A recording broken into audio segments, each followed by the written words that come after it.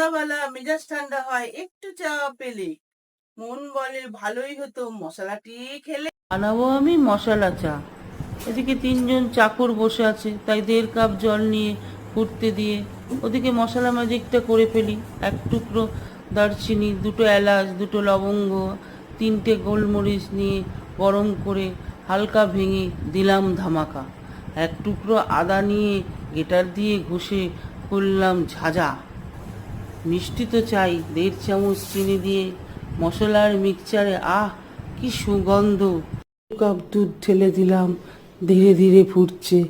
দেখুন, মনে হয় যেন প্রেম জেগেছে। ওহ, রোমান্স চলছে। 2 মিনিট পর 6 থেকে 7 চামচ চা পাতা দিয়ে 2 থেকে 3 মিনিট ফুটার পরে নামিয়ে নিলাম।